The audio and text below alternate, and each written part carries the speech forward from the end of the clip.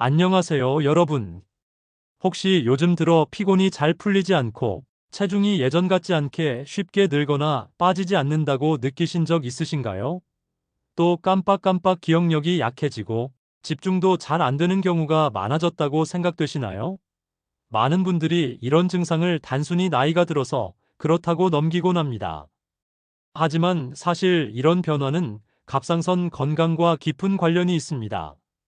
오늘은 특히 50대, 60대 시청자분들이 꼭 아셔야 할 갑상선 관리법을 자세히 말씀드리겠습니다.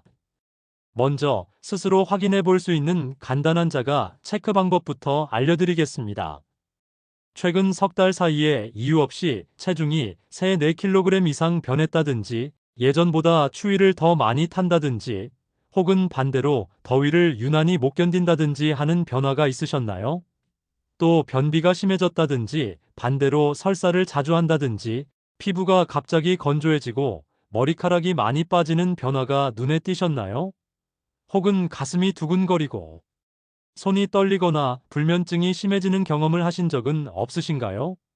이런 질문들 가운데 두 가지 이상이 해당된다면 단순한 노화로만 생각하지 마시고 내과나 내분비내과에서 갑상선 검사를 꼭 받아보시는 게 좋습니다.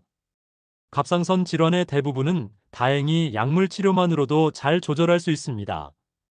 하지만 여기서 가장 중요한 건 약을 임의로 중단하지 않는 것입니다. 이제 증상이 좋아졌으니 약을 끊어도 되겠다 하고 스스로 판단해 중단하는 경우가 많은데, 그렇게 되면 갑상선 호르몬 수치가 금세 불안정해지고 다시 증상이 악화될 수 있습니다.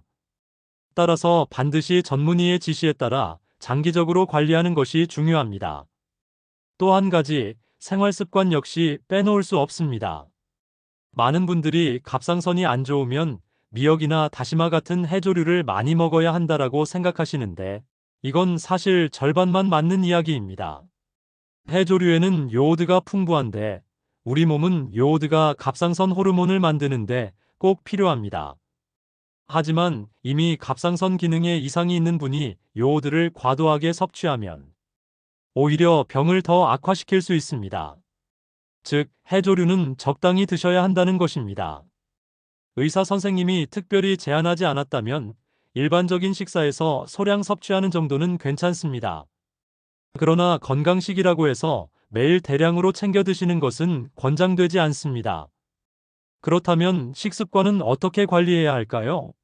우선, 지나치게 가공된 음식보다는 신선한 채소와 단백질 위주의 균형 잡힌 식사가 필요합니다.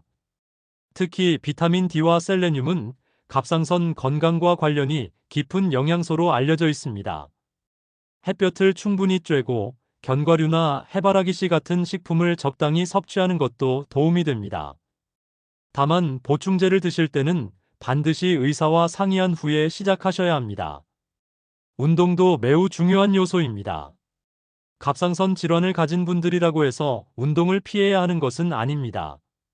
오히려 가벼운 유산소 운동과 근력 운동은 체중 조절과 피로감 개선에 큰 도움이 됩니다. 매일 30분 정도 가볍게 걷기, 가벼운 근력 운동을 꾸준히 해보세요. 단, 갑상선 기능이 심하게 불안정한 상태라면 무리한 운동은 피해야 하므로 반드시 치료 단계에 맞는 운동 강도를 유지하는 것이 중요합니다. 또 하나 강조드리고 싶은 부분은 정기검진입니다. 갑상선 질환은 초기에 특별한 증상이 없는 경우도 많습니다. 따라서 증상이 없다고 안심하지 마시고, 특히 50대 이후라면 1년에 한 번은 혈액 검사와 초음파 검사를 통해 갑상선 상태를 확인하는 것이 좋습니다. 정리해 보겠습니다. 오늘 당장 실천할 수 있는 3가지 행동을 꼭 기억하세요.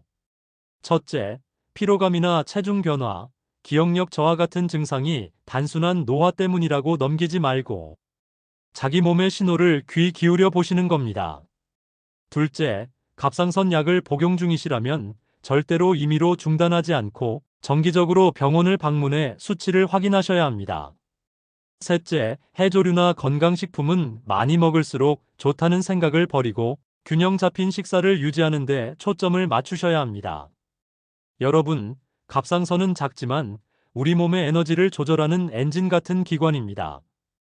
오늘 드린 말씀을 기억하시고 작은 생활 습관부터 바로 실천해 보시길 바랍니다. 건강한 중년 이후의 삶은 여러분의 선택과 관리에 달려 있습니다.